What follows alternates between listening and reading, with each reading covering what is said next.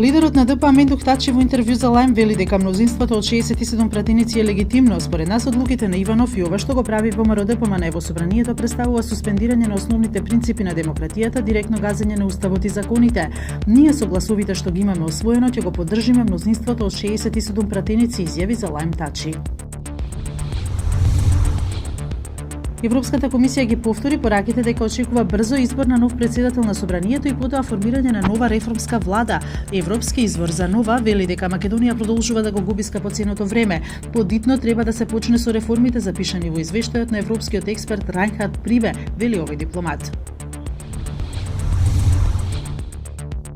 Конститутивната седница денеска продолжи на различни теми со голем број процедурални забелешки, реплики и контрареплики. Пратениците од СДСМ инсистираат одолговлекувањето на изборот за спикер да се запре со тоа што оваа точка ќе се стави идно на дневен ред со поддршка од 10 пратеници, повикувајќи се на член 79 од Деловникот.